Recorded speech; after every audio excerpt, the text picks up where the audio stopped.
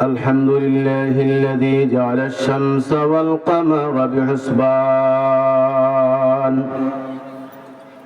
والنجم والشجر يسجدان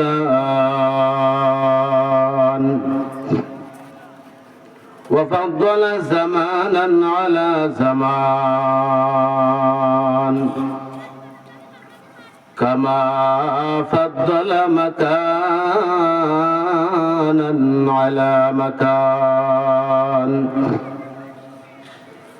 وإنسانا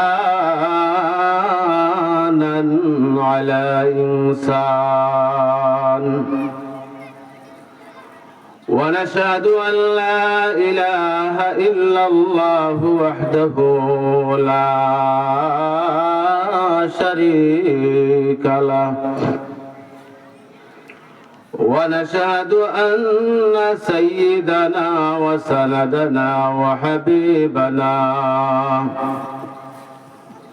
وحبيب ربنا ومولانا محمدا عبده ورسوله الذي أرسل إلى الناس كافة بشيرا ونذيرا وداعيا إلى الله بإذنه وسراجا منيرا أما بعد فأعوذ بالله من الشيطان الرجيم بسم الله الرحمن الرحيم إنا أنزلناه في ليلة مباركة إنا كنا منذرين وقال النبي صلى الله عليه وسلم إذا كانت ليلة النصف من شعبان فقوموا ليلها وصوموا يومها صلى الله على سيدنا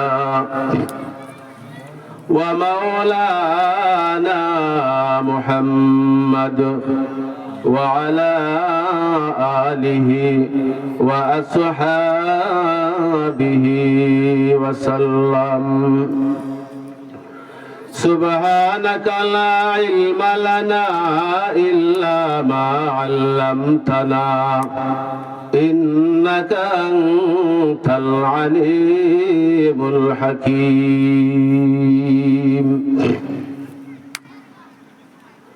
কুবজার বায়তুল আমান জামে মসজিদ ও এলাকাবাসীর উদ্যোগে আয়োজিত আজকের বার্ষিক ইসলামী সম্মেলনের মুহতারাম শ্রদ্ধাভাজন সভাপতি সাহেব, আমার সম্মুখে উপবিষ্ট অত্র এলাকার মুরব্বিয়ানে কেরাম, মুসল্লিয়ানে আযম, যুবক ভাইয়েরা, দিগর উপস্থিত হযরত উলামায়ে কেরাম, পর্দার অন্তরালে অবস্থানরত আমার শ্রদ্ধেয় সম্মানিতা মা ও বোনেরা, আসসালামু আলাইকুম ওয়া রাহমাতুল্লাহি ওয়া বারাকাতুহু। সম্মানিত মুসল্লিয়ানে কেরাম, আমি আপনাদের সম্মুখে যে আয়াতে কারিমা তিলাওয়াত করেছি মুহাম্মদুর রাসূলুল্লাহ সাল্লাল্লাহু আলাইহি সাল্লামের হাদিস শরীফ থেকে, অসংখ্য হাদিস থেকে একখানা হাদিসের টুকরা তিলাওয়াত করেছি।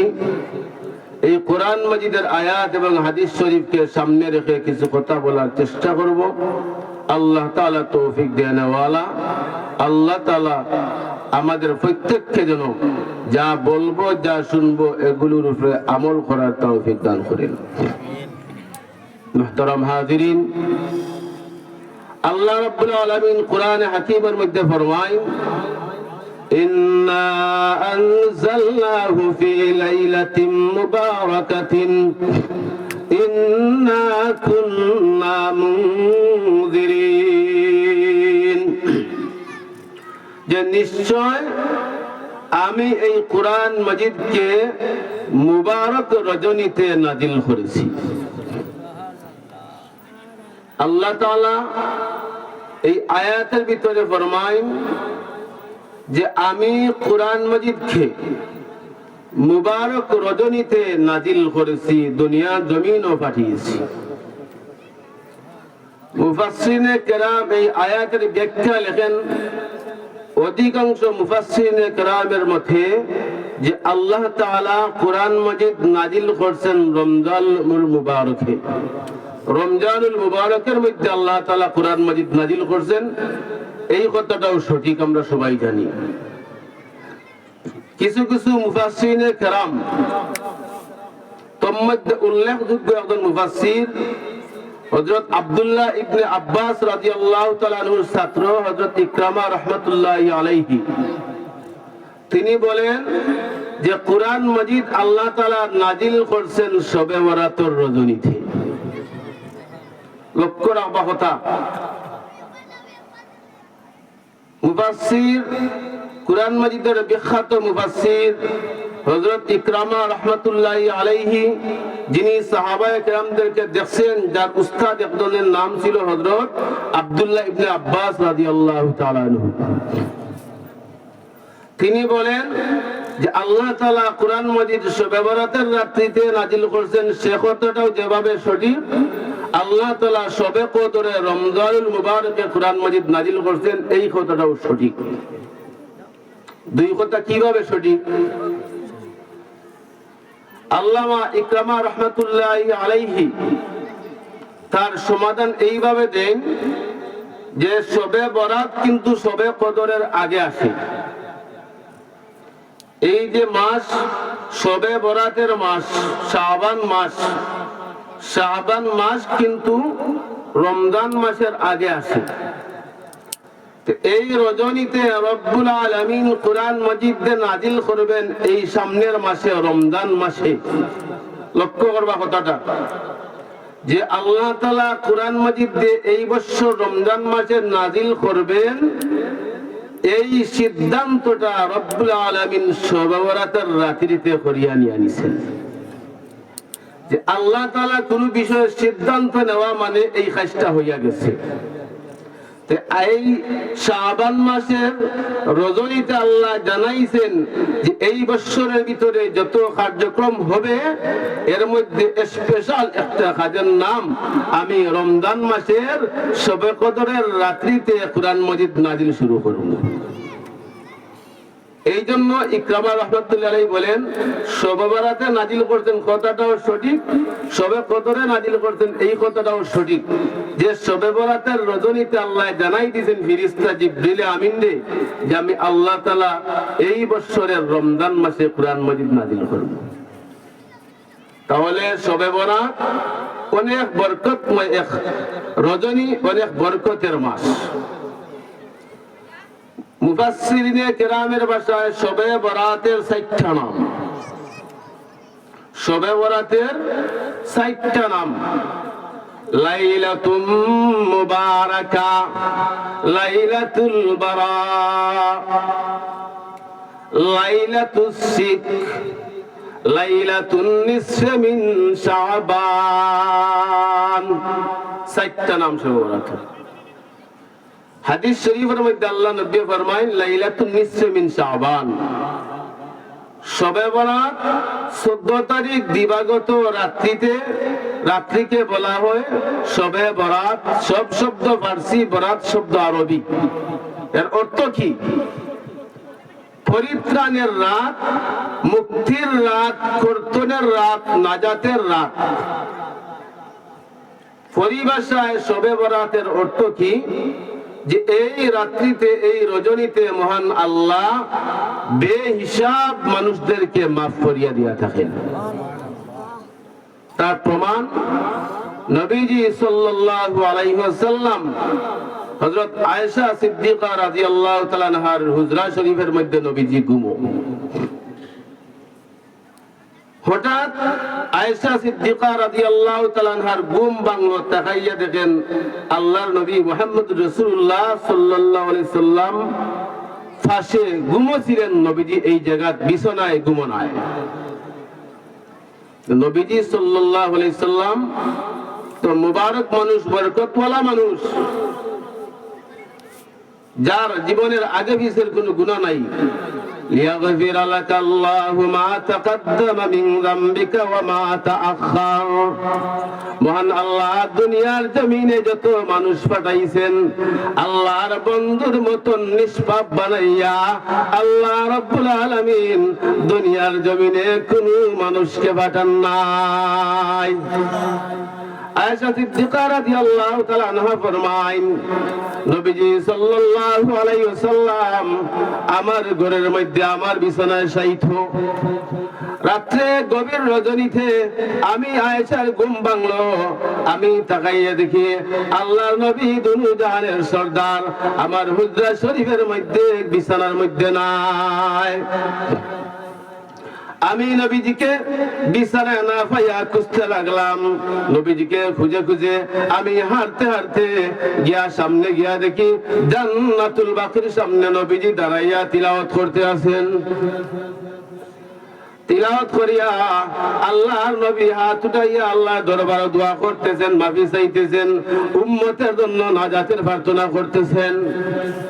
আয়েশা সিদ্দিকা ফরমাইন, আমি পিছন দিকে দাঁড়াইলাম। দাঁড়ানোর সাথে সাথে আল্লাহর নবী আমাকে ডাক দিয়া বললেন, ও আয়েশা, এত গভীর রজনীতে তুমি কেন আমার পিছে পিছে আসলে? আয়েশা সিদ্দিকা ফরমাইন, ইয়া রাসূলুল্লাহ, ইয়া হাবিবাল্লাহ, আপনি আমার ঘরের মধ্যে ঘুমেছিলেন। ওগো আল্লাহর নবী, গভীর রাত্রিতে আমার ঘুম ভাঙলো। আমি তাকাইয়া দেখি দুনু জাহানের সরদার আল্লাহর হাবিব পিয়ারা নবী আমার পাশে ঘুমোছিলেন। আমি চিন্তায় পড়ে গেলাম, আল্লাহর হাবিব কোথায় গেলেন, কোন জায়গায় গেলেন? ইয়া রাসূলুল্লাহ, ইয়া হাবিবাল্লাহ, এত চিন্তিত আপনি, এত কান্না কাঁদতেছেন, আপনার চোখ মুবারক দিয়া পানি বাইর হইতেছে। ইয়া রাসূলুল্লাহ, ইয়া হাবিবাল্লাহ, ওগো আল্লাহর নবী, আপনার জীবনের আগেও কোনো গুনাহ নাই, আপনার জীবনের পিছনেও কোনো গুনাহ নাই। ইয়া রাসূলুল্লাহ, ইয়া হাবিবাল্লাহ, আজ এত গভীর রজনীতে আপনি জান্নাতুল বাকির কবরস্থানের পাশে আসিয়া দাঁড়াইয়া কি জন্য কাকুতি মিনতি করে কাঁদতেছেন? আল্লাহ নবী জবাব দিলেন, ও আয়েশা, তুমি জানো না আজকে এমন মুবারক রজনী, এমন মুবারক রাত, যে রাত্রিতে মহান আল্লাহ ইযা কানাত লাইলাতুন নিসফি মিন শাবান ফাকুমু লাইলাহা ওয়াসুমু ইয়াওমাহা ফাইন্নাল্লাহ তাআলা ইয়ানজিলু ফিহা লিগুরুবিশ শামসি ইলাস সামাঈদ দুনিয়া। আয়েশা, মহান আল্লাহ প্রতিদিন শেষ রজনীতে দুনিয়ার আকাশে অবতরণ করেন, কিন্তু আজকে এমন এক মুবারক রজনী, ওগো আয়েশা, মহান আল্লাহ সূর্যাস্তের সাথে সাথে দুনিয়ার আসমানে মহান আল্লাহ অবতরণ করেছেন। আয়েশা, শুনে নাও, মহান আল্লাহ এই রজনীতে কি পরিমাণ মানুষদেরকে ক্ষমা করবেন। বনি কালব আরবের মধ্যে একটা গোত্র ছিল, যে গোত্রের মানুষের পেশা ছিল ছাগল বকরি পালন করা। মালিকও জানে না তার কতটা ছাগল আছে, কোনো মালিককে কইতে পারে না তার ছাগল কয়টা, বকরি কয়টা আছে, তো বেহিসাব বকরি এরা পালন করত। আল্লাহ নবী বললেন, ও আয়েশা, এই কলব গোত্রের মানুষে মহান আল্লাহ যেই পরিমাণ বকরির মালিক বানাইছেন, ওই বকরি গুলা শরীরের মধ্যে আল্লাহ যে পরিমাণ পশম দিচ্ছেন, একটা বকরির শরীরে কি পরিমাণ পশম আছে আমরা গুনছিনি কোনদিন। আল্লাহ নবী ফরমায়, ও আয়েশা, কলব গোত্রের সমস্ত বকরি গুলার শরীরে মহান আল্লাহ যেই পরিমাণ পশম দিয়া দিছেন, এর চেয়েও বেশি মানুষকে মহান আল্লাহ এই রজনীতে মুক্তি, জাহান্নাম থেকে মুক্তি দিয়া থাকেন। অর্থাৎ বনি কলব গোত্রের যে পরিমাণ ছাগল বকরি এরা লালন পালন করে, এই বকরি গুলার শরীরে যে পরিমাণ পশম আছে, ওই পরিমাণ মানুষ আল্লাহ তাআলা ওই রাত্রিতে মাফ করিয়া থাকে। ওয়াইসা এই জন্য আমি সাইয়্যিদুল মুরসালিন আমার উম্মতের জন্য আমার জন্য আল্লাহর দরবারে এমন মুবারক রজনীতে মাফি সাওয়া ক্ষমা সাওয়া শুরু করে দিলাম। আল্লাহ নবী ফরমায়, ও আমার উম্মতের নারী পুরুষ শুনো, আল্লাহ রাব্বুল আলামিন সবে বরাতের রজনীতে দুনিয়ার আসমানে অবতরণ করেন করি আল্লাহ ডাক দেন, আমার গোলাম আলামিন মুস্তাগফিরিন ফাগফির আল্লাহ, ও আমার গোলাম সারা বছর আমার নাফরমানি করছো, সারা বছর আমি আল্লাহর অবাধ্যতা করছো, সারা বছর আমার নিয়ামত ভোগ করি করি আমি আল্লাহর অবাধ্যতা করছো, আমি আল্লাহর নাশুকরি করছো, আজান হইছে নামাজ পড়ছো না, আমি আল্লাহর কথা মতো চলছো না। ও আমার গোলাম, ও আমার বান্দি, আলামিন মুস্তাগফিরিন ফাগফির আল্লাহ, আমি আল্লাহর দরবারে ক্ষমা চাও, আমি আল্লাহ তোমাকে ক্ষমা করার জন্য দুনিয়ার আসমানে অবতরণ করেছি। আল্লাহ ডাকেন, আমরা সবরে নাম ধরি ধরি আল্লাহ ডাকেন যে আমার গোলাম বল কি পরিমাণ পেরেশানির মধ্যে আছো, কি পরিমাণ অসুবিধার মধ্যে আছো, কি জাত অসুবিধার মধ্যে আছো, আমি আল্লাহর কাছে চাও।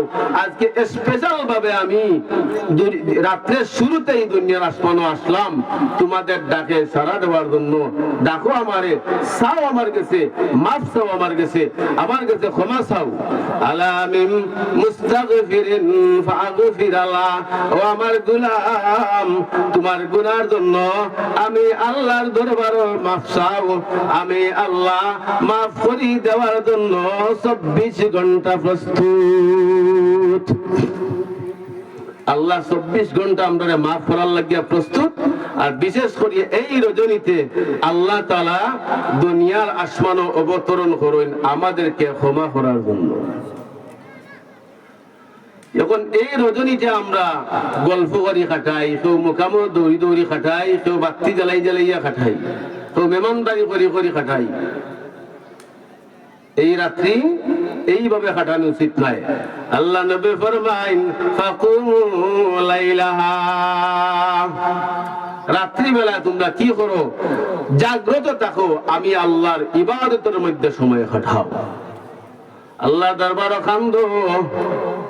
وَإِذَا سَأَلَكَ عِبَادِي عَنِّي فَإِنِّي قَرِيبٌ, আল্লাহ বলো বান্দা আমার দরবারে কান্দো, আমি তোমার যে পরিমাণ কাছে আছি। وَهُوَ مَعَكُمْ أَيْنَمَا كُنْتُمْ, ও আমার গোলাম তুমি বিদেশ যাও তোমার আপনজন সাথে থাকে না, তুমি সমুদ্রে যাও জাহাজে থাকো তোমার আপনজন সবসময় লগে থাকে না, তুমি বাজারে যাও তোমার আপনজন লগে থাকে না, তুমি বিমানে থাকো তোমার আপনজন সাথে থাকে না, তুমি রাত্রিতে ঘুমাও তোমার আপনজন সব তোমার কাছে ঘুমায় না, তুমি খবর যাইবাই তোমার আপনজন তোমার সাথে খবর যাইবে না। ওহুয়া মাকুম আইনা মা কুনতুম, ও আমার বান্দা তুমি যেখানে যেই সময় যাইবাই আমি আল্লাহ সেই সময় সেখানে তোমার সাথে থাকি। বান্দা তুমি ডাক দিবাই আমারে রব্বি আল্লাহ, আমার রব হলেন আমার আল্লাহ।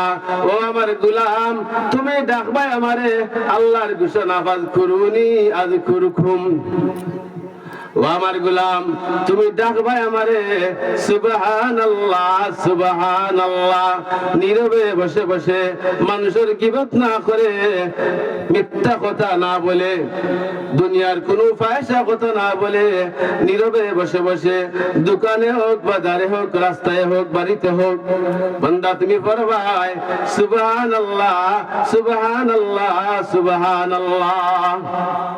অর্থ কি সুবহানাল্লাহ তোমরা পড়ি? সুবহানাল্লাহর অর্থ কি?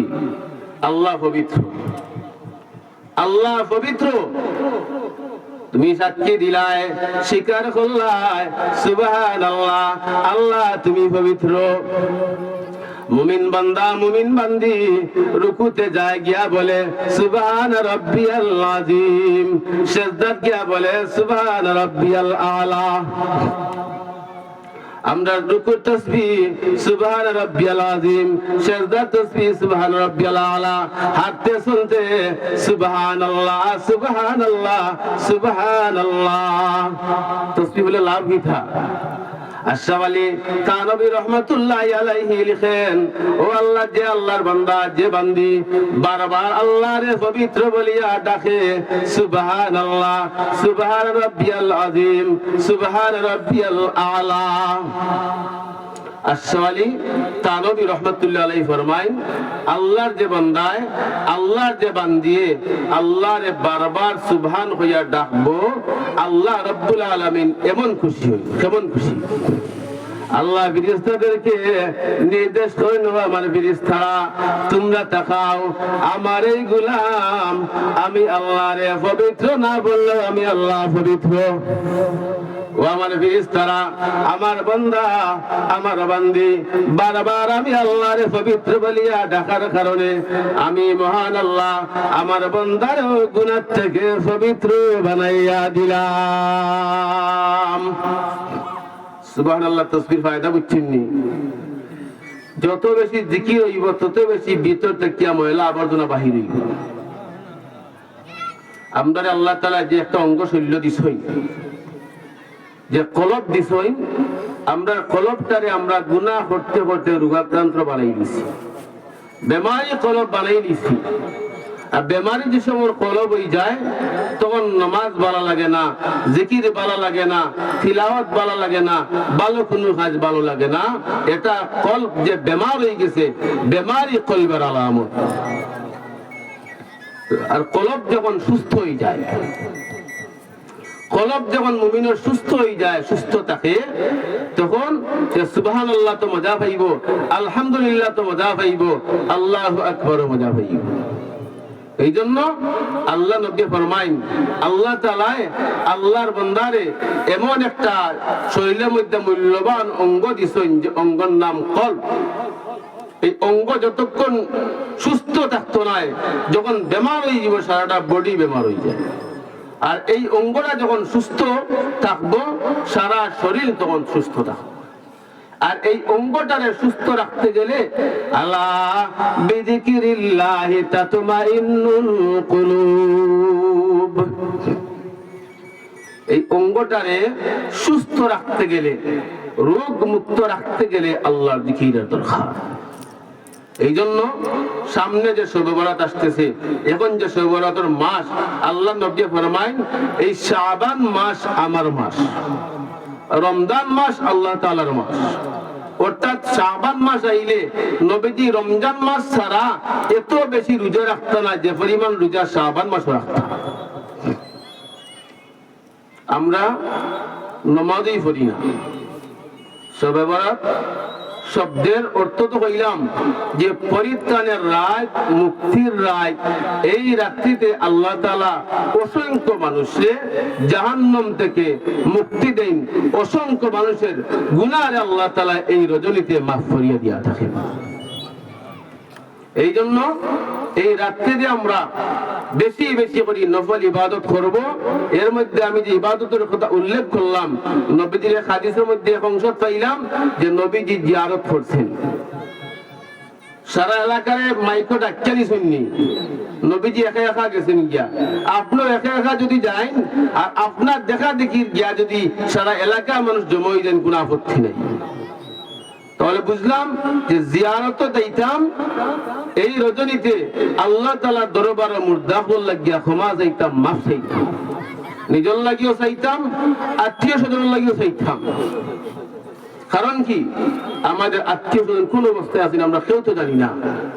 আল্লাহ নবী ফরমায় সাঁতার না জাননেওয়ালা মানুষ সাগরে পড়লে যে পরিমাণ অসহায় হয়ে যায়, যেভাবে চিৎকার করে আসনি রে আমার ভাই, আমার বাবা আসনি, আমার মা আসনি, আমার বাড়ির কোন বড় মানুষ আসনি, আমি তো সাঁতার জানি না, আমি সমুদ্রের মধ্যে পড়ে গেছি, আমার উঠাও।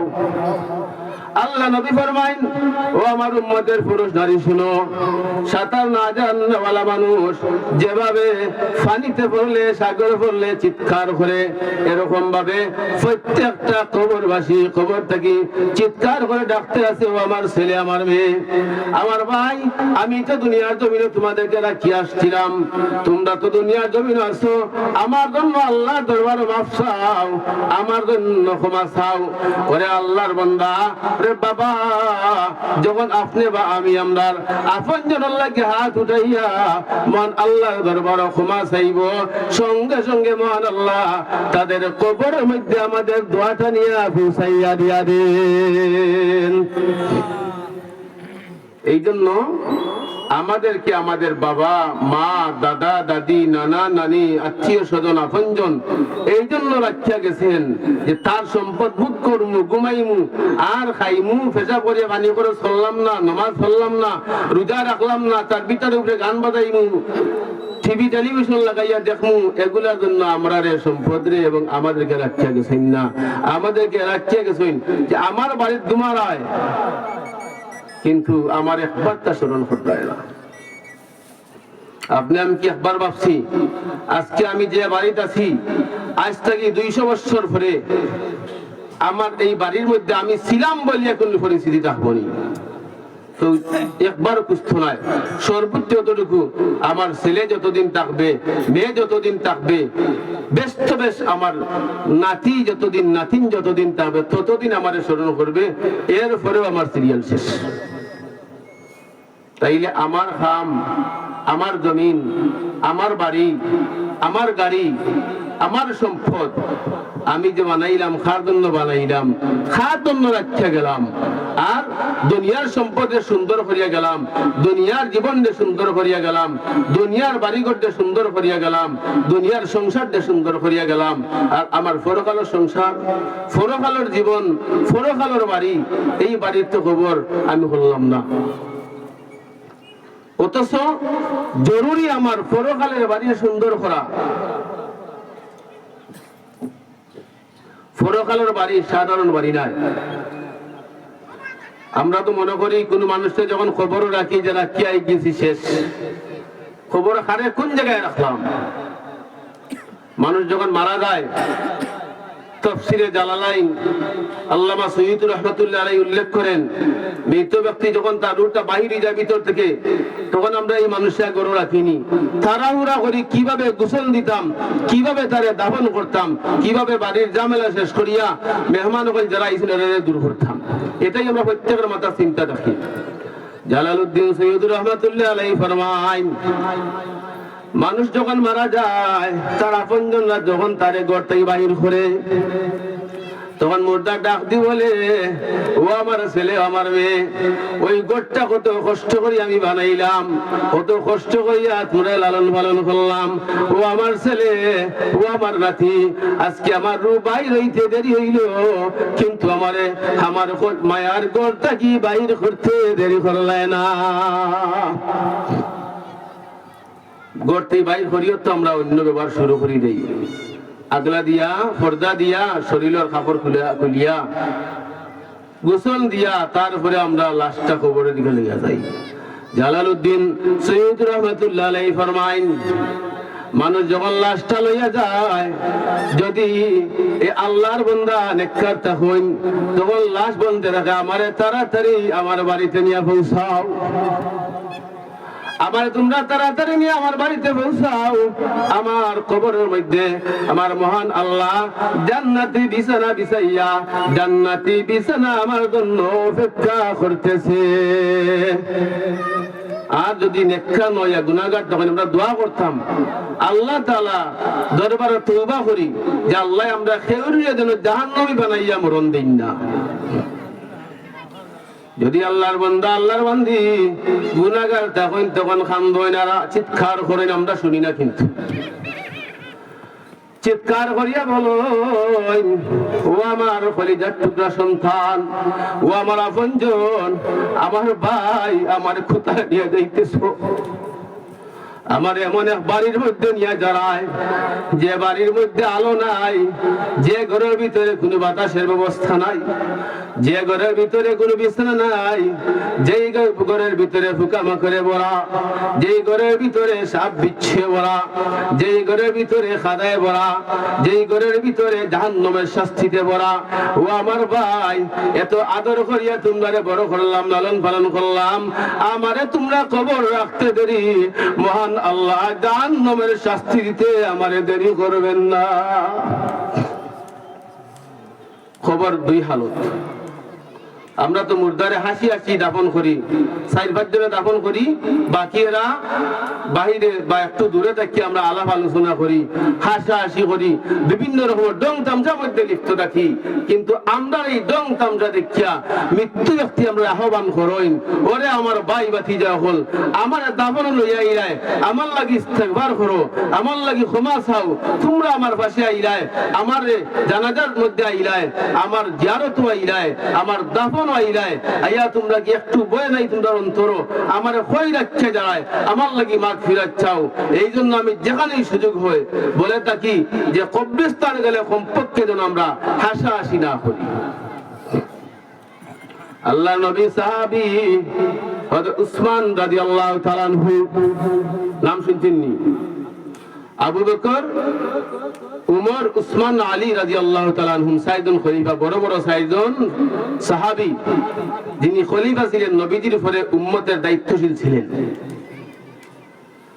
উসমান রাদিয়াল্লাহু তাআলা আনহু যখন খবরের কাছে দিয়া যাইতা, খবরের দাঁড়াতে যাওয়ার সাথে সাথে চোখ বাইয়া পানি পড়িয়া দাড়ি পর্যন্ত ভিজে যেত।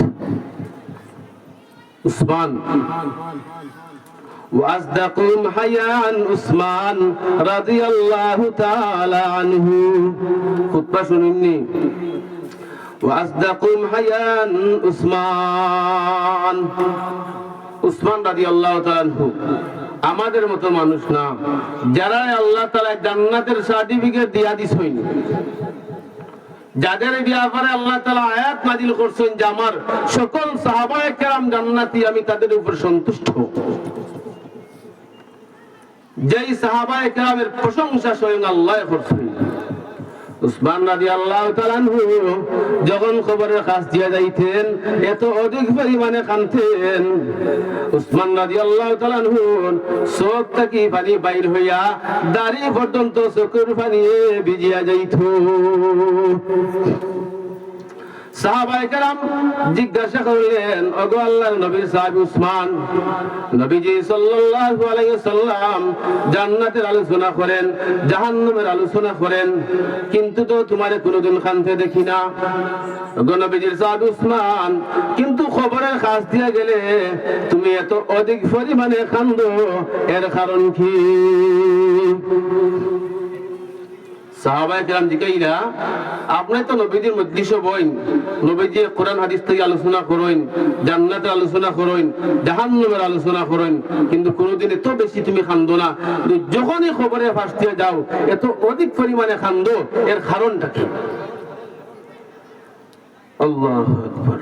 উসমান রাদিয়াল্লাহু তাআলা জবাব দিলেন, ও নবীর সাহাবায়ে কেরাম শুনো, আমি মরার পরে আমাকে আল্লাহ সর্বপ্রথম হাসরের মাঠে নিয়ে দাঁড় করাবেন না। প্রথম আল্লাহ আমারে জান্নাত জাহান্নাম দিবেন না, সর্বপ্রথম আমার আপনজনরা আমারে কবরের মধ্যে নিয়ে রাখবেন। ও সাহাবায়ে কেরাম, মহান আল্লাহ যদি আমার কবরের জগতে শান্তির জগৎ বানায়, তাহলে পরকালের প্রতিটা জগৎ আমার জন্য আরাম আর শান্তির জগৎ হয়ে যাবে। কবরে যদি আল্লাহ আমার আটকাইলাই, আমি উসমান আর পরের কোন গাটির মধ্যে মুক্তি হইতাম না। এই জন্য কবর দেখলেও আমার মনে হয়ে যায় যে আল্লাহ এই গাটও আমার আটকাইও না, এই গাটো আটকাইও না। আজ খবরের উপরে আমরা বসি, বসিয়া খেলাধুলা করি, গল্প করি, আড্ডা মারি, লক্ষ্য করছি কোথায় বসছি, কোন জায়গায় আছি, কোন জায়গায় আছি, খার ভিটির উপরে দাঁড়ানো আছি। কোন হালতে কবরটা আছে। এই জন্য যখন কবরে ফাঁসতে আমরা যাইমু, যে কোনো মুসলমান মুমিনের কবর দেখলেও আসসালামু আলাইকুম ইয়া আহলাল কুবুর, কমপক্ষে ওই দোয়াটা, ওই সালামটা দিয়া দিতে হবে। এর অর্থ কি? যে আসসালামু আলাইকুম ইয়া আহলাল কুবুর, হে কবরবাসীরা, আপনাদের উপর আল্লাহর রহমত শান্তি বর্ষিত হোক। আর যদি সময় এত থাকে তাহলে কমপক্ষে সূরা ইখলাস, কুল হু আল্লাহ সূরা 3 বার কবরবাসে দাঁড়াইয়া তিলাওয়াত করবা, দোয়া করবা, বা অতটুকু খালি মুখ ধরে হইলেইবা যে আল্লাহ আমি এই তিলাওয়াতের হাদিয়াটুকু আমার এই কবরস্থান বা এই এলাকাবাসীর সমস্ত মুর্দাগানদের মধ্যে দিয়া দিলাম। আপনি এই দোয়া মনটা কি করতে দেরি, কবরবাসীদের কবরের মধ্যে আপনার তিলাওয়াতের সওয়াব পুষতে দেরি হইতে হয়। আপনি 3 বার সূরা ইখলাস পড়বা, ইখলাস। আল্লাহ নবী ফরমায়, কেউ যদি কুল হু আল্লাহ সূরা ইখলাস 3 বার পড়ে তিলাওয়াত করে, আল্লাহ তাআলা তার আমলনামার মধ্যে এক খতম কোরআন মাজিদের সওয়াব দিয়া দিবা। এই সূরা তো এমন কোন মুসলমান নাই যে মুসলমানে পারেন না বলিয়া। এই জন্য প্রতিদিন 3 বার আমি কইছি বলিয়া 3 বার নাই, আপনার জানে যদি আরো বেশি চায়, বেশি বেশি করে পড়বা। আপনার লাগি পড়বা, আপনার বাবার লাগিয়া সব পৌঁছাইবা, দাদার লাগিয়া পৌঁছাইবা, সারা খানদান লাগি পৌঁছাইবা, সারা এলাকার লাগি পৌঁছাইবা। হকদার দাবিদার যে দেখানো আছেন সবার লাগি পৌঁছাইবা। আপনি এই কথা বলতে দেরি, আল্লাহ তাআলা পৌঁছাইতে দেরি করতে নাই। এই জন্য কুরআন মাজিদের তিলাওয়াত সূরা ইখলাসে আমরা কমপক্ষে দাঁড়াইয়া 3 বার পড়িয়া যাইতাম। সময় যদি এত থাকে সূরা ইখলাস 10 বার পড়ুক। আল্লাহ নবী ফরমাইন, রিয়াদুস সালিহিনের মধ্যে হাদিসটা আনছেন, কেউ যদি 10 বার সূরা ইখলাস তিলাওয়াত করে, মহান আল্লাহ ওই ফাতখারির জন্য জান্নাতের ভিতরে একটা ঘর বানাইয়া রাখবা। যদি কেউ কয় যে তুমি 10 মিনিট আমার লগে সময় দিবা, 1 বস্তা চাউল দিমু, আমিও তো সবার আগে আগল্লা নিতাম। আল্লাহ কইরা তুমি 3 বার সূরা ইখলাস পড়বাই, এক খতম কুরআন মাজিদের সওয়াব। 10 বার পড়বাই, খতমের সওয়াব তো আছেই, তোমার জন্য আল্লাহ তাআলা জান্নাতের ভিতরে স্পেশাল একটা বালাখানা তৈরি করে রাখবা। এই অফারটা আল্লাহ দিছেন, যেদিন আমরা দেখমু সচক্ষে 10 তলা 20 তলা 100 তলা জান্নাতের মালিক হওয়ার পরেও জান্নাতি আফসোস করবো, আল্লাহ আমি যদি আরো ভালো আমল করতাম তাহলে আরো ভালো আমার বাড়িটা হইত। এই জন্য প্রতিদিন কমপক্ষে সূরা ইখলাসের খতম, ইখলাসের আমল আমরা নিয়মিত করতাম। মাগরিবের নামাজ পড়া শেষ, দৌড়ি দৌড়ি গল্প করে করি চিল্লাই চিল্লাই মসজিদের বাহির হইতাম না। মাগরিবের নামাজ শেষ করিয়া নবীজি শিক্ষা দিছেন, আপনি পড়ুকা আল্লাহুম্মা আজরিনি মিনান নার, আল্লাহুম্মা আজরিনি মিনান নার, আল্লাহুম্মা আজরিনি মিনান নার। অর্থ কি? আল্লাহ তুমি আমাকে জাহান্নাম থেকে মুক্তি দাও, আল্লাহ আমি তোমার দরবারে জাহান্নাম থেকে পানা চাই। এই দোয়াটা বললাম, নবীজি কিতাব হইল। এই দোয়া যদি কোনো মুমিন বান্দা বান্দি মাগরিব এবং ফজরের নামাজের উপরে 7 বার পড়ে, জাহান্নাম আল্লাহ তাআলা দরবারে অভিযোগ করে, জাহান্নাম যে আল্লাহ তোমার এই বান্দা সকাল সন্ধ্যায় শুধুমাত্র আমার কাছ থেকে তোমার কাছে ফানা চায়, এই যে আমি জাহান্নামের তার দরকার নাই, আল্লাহ আমিও তার নেরাম নামারও দরকার নাই। এই কথাটা যদি তাবলীগী নেশাব আপনারা মসজিদে থাকে, আল্লাহুম্মা আজরিনি মিনান নারর আয়াতের ব্যাখ্যার মধ্যে আপনারা ফাজাইল আমলের মধ্যে হইবা। জাহান্নাম কি বলে? যে আল্লাহ এই মানুষটাই সব সময় আমার কাছে দূরে থাকতো স্যার, আল্লাহ আমারও তার দরকার নাই। জান্নাত কি বলে? আল্লাহ তোমার বান্দা জাহান্নাম থেকে বারবার মুক্তি চান, আল্লাহ আমি জান্নাত আবেদন করলাম, তোমার এই বান্দারে বান্দিরে আমি জান্নাত রে দিয়ে দাও। এই আমলটা ইনশাআল্লাহ আমরা করমু তো আজ থাকি। আগামী কাল থাকি আল্লাহুম্মা আজিরনি মিনান নার, আল্লাহুম্মা আজিরনি মিনান নার, আল্লাহুম্মা আজিরনি মিনান নার 7 বার আমরা ফজরের নামাজের পরে পড়মু, 7 বার মাগরিবের নামাজের পরে পড়মু।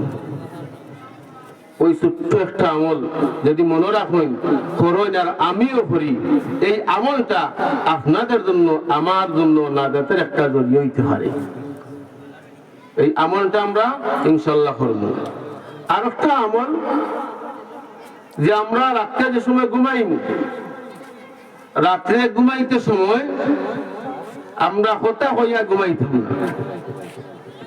নবীজি শিক্ষা দিয়া গেছেন আপনি যখন রাত্রিতে ঘুমাইবা দোয়া করিয়া ঘুমাবো। আল্লাহুম্মা বিসমিকা আমুতু ওয়া আহইয়া, এই দোয়া কারা কারা আমরা পড়ি? এই দোয়াটা নবীজি আমরা শিখাইয়া গেছেন যে তুমি যখন ঘুমানিতে যাইবা তখন আল্লাহ দরবার এই দোয়া করো যে আল্লাহ আমি তোমার নাম নিয়ে ঘুমাইলাম, তুমি আল্লাহ যদি আমারে জিন্দা করো তাহলে আমি সকাল দেখতাম, আর না হয় আমার পক্ষে সকাল দেখা সম্ভব হইতো না। আল্লাহ আমি তোমার নাম নিয়ে ঘুমাইলাম। আল্লাহর নাম নিয়ে ঘুমাইলা, নবীজির সুন্নতের উপরে আমল করলা। যদি ঘুমের ভিতরে মউত হয় তাহলে আপনার শেষ আমলটা কিটা? সুন্নত। যদি ঘুমের ভিতরে মরণ হয়ে যায় শেষ আমল কিটা? সুন্নতের উপরে আপনি আমল করছেন, সুন্নতের উপরে আমি আমল করছি। অর্থাৎ এই দোয়া পড়ার পরে আমি ঘুমাই গেছি আর গান বাজনা করার সুযোগ পাইছি না। আল্লাহ তাআলা নবী ফরমাইন ইন্নামাল আমালু বিল খাওয়াতিম, শেষ বেলা যার সব বেলা তার। রাত্রে ঘুমাইতে সময় দোয়া পড়িয়া ঘুমাইতাম। এই দোয়াটা রাত্রে ঘুমাইতে সময় পড়িয়া ঘুমাইতাম। যারা কোরআন মাজিদ জানা আছে 5 ওয়াক্তের ফরজ নামাজ শেষ করিয়া আয়াতুল কুরসির আমল করতাম। আয়াতুল কুরসি, আল্লাহু লা ইলাহা ইল্লা হুয়াল হাইয়ুল কাইয়্যুম লা তাখুযুহু সিনাতু ওয়ালা নাওম।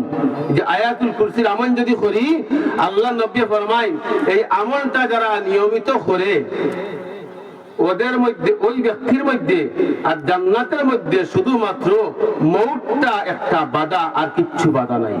অর্থাৎ ওই ব্যক্তি মরার না মরার কারণে জান্নাতে যাইতে পারেন না। অর্থাৎ আয়াতুল কুরসির আমল যারা নিয়মিত করব এ মরতে দেরি হইব, আল্লাহ তাআলা তারে জান্নাতে ঢুকাইতে দেরি করতে পারে। আয়াতুল কুরসি যে আয়াতটা কইলাম 3 নম্বর পারাত সূরা বাকারার আয়াত, আয়াতটা যারা তিলাওয়াত জানা আছে, আমরা শিখা আছে, আয়াতুল কুরসি আমরা মুখস্থ করতাম। সারা জীবন অনেক কিছু মুখস্থ করছি, সারা খাওয়া দিকে হাওড়ের দাঁত কতিয়া নকলটা মুখস্থ করে লিছি, কিন্তু কয়েকটা ফজিলতপূর্ণ সূরা আয়াত মুখস্থ করার মতন সময় নাই। প্রত্যেক মুসলমান যারা প্রাপ্তবয়স্ক হয়ে গেছেন, যারা ছোট আছেন, কথা শিখার সাথে সাথে আজান শুদ্ধ করে শিখা জরুরি। আপনি মুসলমান, আপনি যে কোনো জায়গায় আজান দিতে পারতা, কিন্তু আফসোসের বিষয় অধিকাংশ মসজিদ আজান হয় অশুদ্ধ আজান। আজান শুদ্ধ নাই, কিন্তু লম্বা লম্বা কথা, লম্বা লম্বা মাসআলা, লম্বা লম্বা ফতোয়া লাগিয়ে আমরা সবাই পারদর্শী, কিন্তু আজান দিতে পারে না, আশহাদু আন্না মুহাম্মাদুর রাসূলুল্লাহ হইতে পারে না, হাইয়া আলাস সালাহ ঘন্টা শুদ্ধ করে হইতে পারে না, শিখে না, শিখলে লজ্জা করে। অথচ আল্লাহ নবী ফরমায় মওত পর্যন্ত তুমি শিখার লাগিয়ে তোমার সময় আছে। এই জন্য আজান শুদ্ধ করে শিখতাম। 5টা সূরা, সূরা ফাতিহা সহ সর্বমোট 5টা সূরা শুদ্ধ করে শিখা ফরজ। এখানে যারা আছেন প্রত্যেকের লাগিয়া 5টা সূরা শুদ্ধ করে শিক্ষা করা ফরজ। কারণ কি, আপনার 4 টাকা সুন্নতের মধ্যে 4 টাকা তো সূরা ফাতিহার পরে সূরা পড়া জরুরি। সূরা ফাতিহা তো লাগবেই। তাহলে সূরা ফাতিহা এবং আরো 4টা সূরা, মোট 5টা সূরা শুদ্ধ করে শিক্ষা করা আপনার লাগিয়া, আমার লাগিয়া, প্রত্যেকের লাগিয়া ফরজ। এগুলা যদি আমরা ঠিক করি, নমাজ সুন্দর হইব। নমাজ পড়িয়া আর কেউ করিলে হিংসাইতাম নাই, কেউ করিলে গালি দিতাম নাই, কেউ করিলে ঝগড়া করতাম নাই। যদি নমাজটারে সুন্দর করিলাই, নমাজে সুন্দর করতে গেলে প্রথম শর্ত তেলাওয়াতটারে সুন্দর করা। তিলাওয়াত যদি সুন্দর না হয় নামাজ সুন্দর হইতো না, নামাজ যদি সুন্দর না হয় এই নামাজ কবুল হইতো না। এই জন্য নামাজে সুন্দর করতে গেলে তিলাওয়াত শুদ্ধ হইতে হইব, নামাজের মধ্যে মন বসতে হইব। নামাজে মসজিদের মধ্যে শরীর দে মন দে নামাজের মধ্যে স্থির রাখতে হইব যে আমি নামাজও আছি, আমার এখন মারি দিলে আমি কইতাম পারতাম না, আমার এখন কোনো আঘাত করলে আমি কইতাম পারতাম না। কারণ কি, আমি আমার মাবুদের সামনে দাঁড়ানো। এইভাবে যদি সুন্দর করি আমরা নামাজ পড়তাম পারি, তাহলে দুনিয়ার জীবনে আমরা যে 70-80 বছর বাঁচলাম, এই জীবনটা যেন আমার সার্থকতার সাথে আমি উপভোগ করলাম, আর না হয় আমার জীবনে আর পশু পাখির জীবনে সমান হয়ে গেল। এখন গুজারিশ, শুধু আপনি আর আমি নামাজ পড়লে হইতো না, আমাদের অধীনে অনেক মানুষ আছেন, ফ্যামিলির মানুষ, লাগাগড়ের মানুষ, প্রত্যেকে নামাজের লাগি দাওয়াত দিতাম, ভালো কাজের লাগি দাওয়াত দিতাম হইব। সামনে রোজা মাস, আর অনেকে কইব আমি আল্লাহ ডরাইছি না, মানুষ ডরাইয়া কিতা করতাম। আরে নাদান, আল্লাহরে তো ডরাইলে না, ঠিক আল্লাহ আর তুমি জানতে হয়, তুমি যে রোজা নাই। এখন যা তুমি দোকান হইয়া এই 10 জন মানুষের সাক্ষী রাখলাই, এই গুনারে তুমি যে দেখাইলাই ময়দানে মাহশরে দেখানির কারণে তুমি আটকে দিবা। তুমি যে রোজা রাখছো না, তোমার লাগিয়া তোমার বিপক্ষে সাক্ষী দাতা হয়ে জন খার হয়ে যাবা, জানলে রোজা রাখছে না। মাটি সাক্ষী দিব, রোজা রাখছে না। পানির গ্লাসে সাক্ষী দিব, রোজা রাখছে না। এইবা হই মরা তো লাগবে। এই জন্য রোজা সবার লাগিয়া রাখা ফরজ। একটা রোজা যদি ইচ্ছা করিয়া সারে, সারা জীবনও যদি রোজা রাখে, এক রোজার সমান হইত। বেমারের কারণেই সারে, এটা ভিন্ন কথা। ইচ্ছা করে সারে যদি, তাহলে একটা কাফারা হইছেন, যে খোঁজা হইছেন 60টা রোজা লাগাতার রাখত, 2 মাস লাগাতার রোজা রাখত, তারপরেও এক রোজার সমান হইত না। এই জন্য রমজানুল মুবারক আমরা রোজা রাখতাম, তিলাওয়াত করতাম, রাগারাগি গালাগালি এগুলা থেকে নিজেরে বিরত রাখতাম, মানুষের গালা থেকে একটু দূরে দূরে থাকতাম। 3 জন বইলেও যোগা শুরু হয়ে যায় রমজান। এই জন্য রমজানের রোজা, বিভিন্ন ইবাদত আমরা সুন্দর করতাম, আল্লাহর বিধান আর নবীর তরিকা মতো যদি আমার আমলটা আমি সাজাইতে পারি, আমার জীবন আল্লাহ তাআলা অটোমেটিক সাজাইয়া সুন্দর করিয়া আমার খবর নিবা।